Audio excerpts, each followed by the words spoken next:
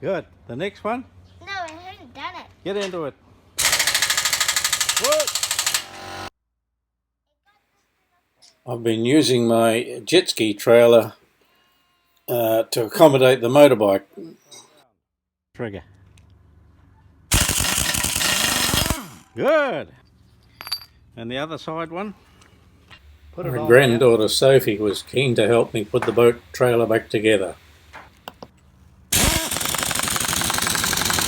Good work.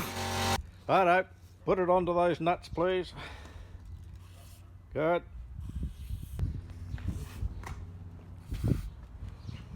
No, they're done. Those ones there. Just a quick bump. And the other side one. Now the other side. Well, I've had my little boat in for a 100-hour service. I thought I'd pull all my gear out of it and just see that I've got everything intact here for my trip. It's supposed to be safe at sea.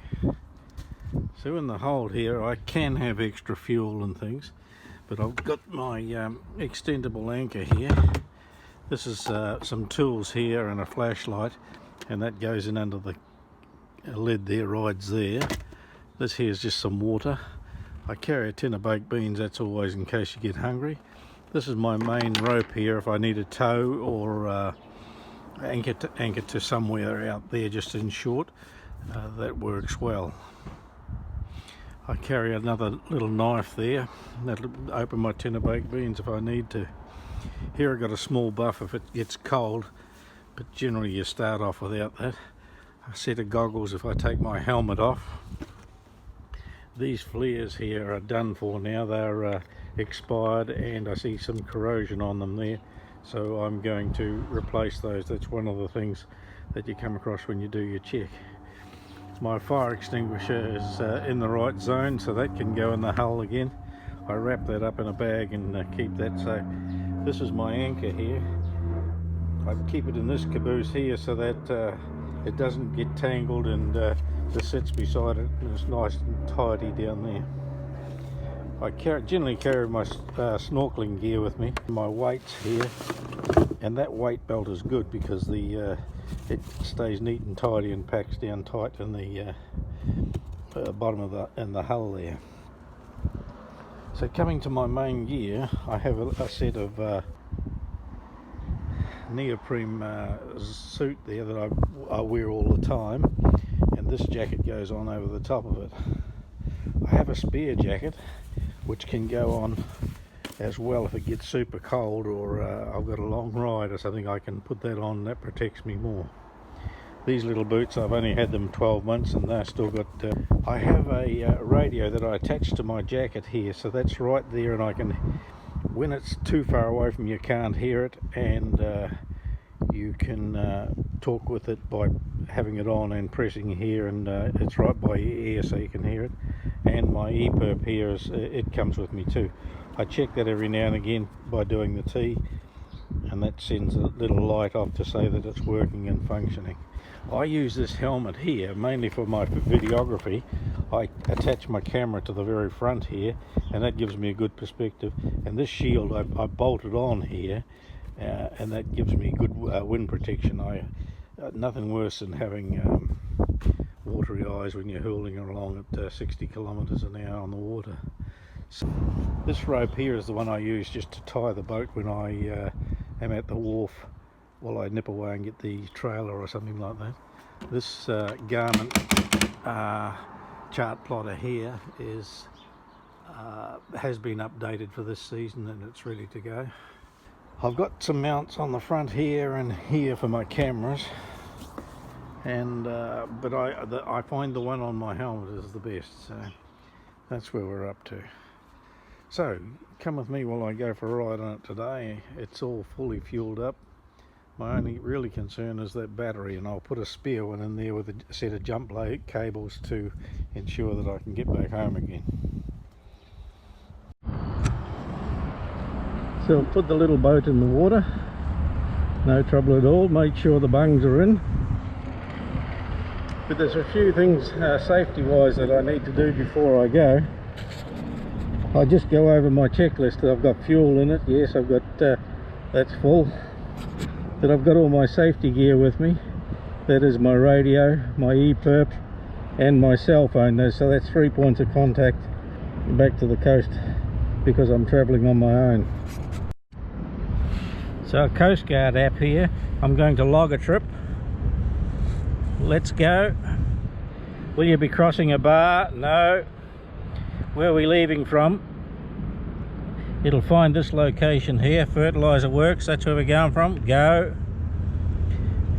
And returning to, same place, go. And we should be back, it's now 15, let's change that time. We'll be back by 5 o'clock. We'll say, done. And it's happening on today. We'll be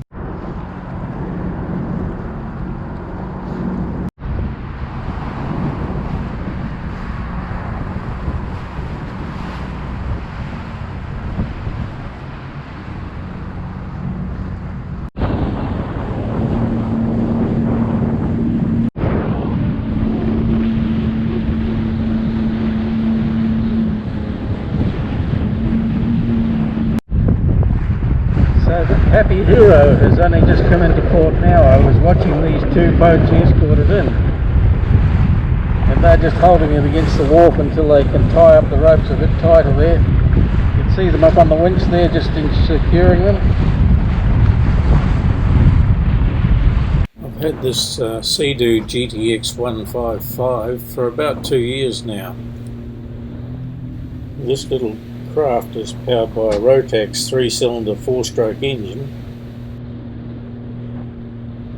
And top speed is capable of about 87 kilometres an hour on the water.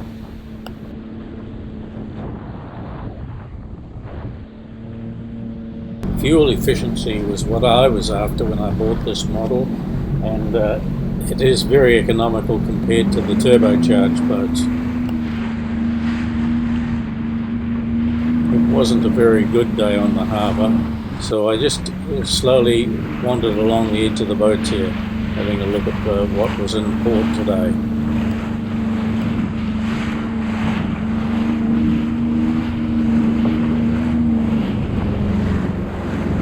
The black boat ahead, the Funing from Singapore, was fully loaded.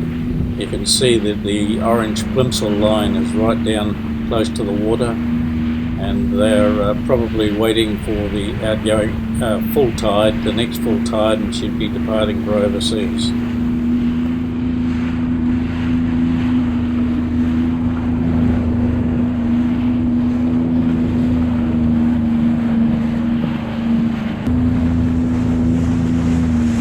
This purple boat is in the process of discharging its fishing cargo.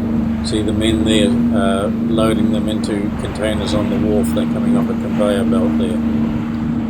That big Persane net there is taken in a circular fashion with the accompanying dory boat there, out around the shoal of fish.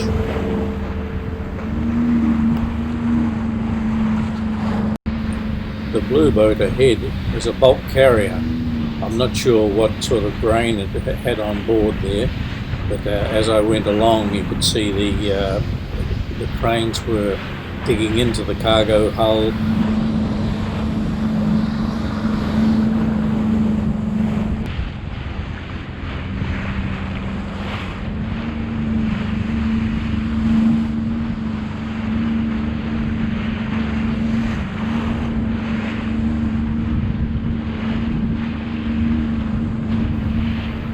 As I go past this final crane, you'll see the bucket there that goes down and scoops out the grain and takes it across and loads it onto the semis on the wharf.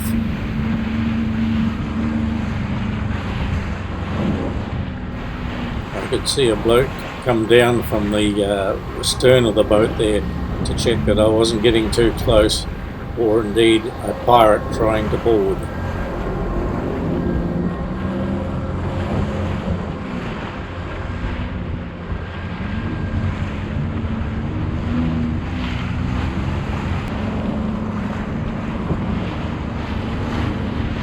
This next one is riding very high in the water.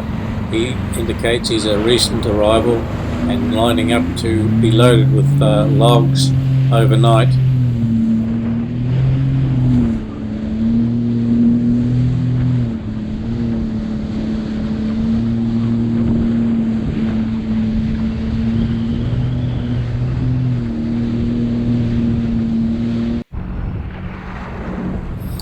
This one also will be leaving tonight. She's fully loaded, and I could see the men there in the final process of tying her down, ready to go, making her seaworthy. Very low in the water, and she'll be slipping out tonight.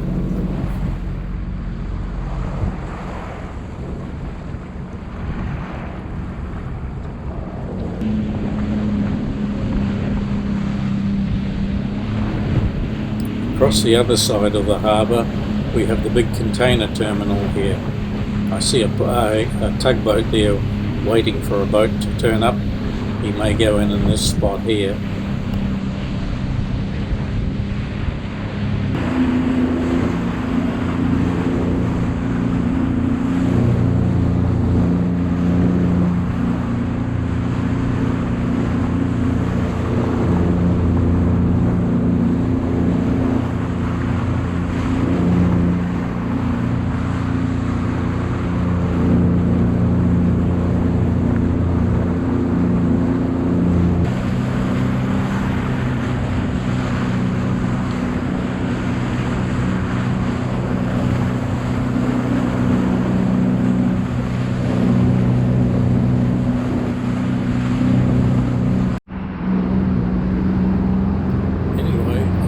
Satisfied that the little boat's running, everything's as it should be. The new battery's going in tomorrow so that I'm not stuck at sea with an engine that's going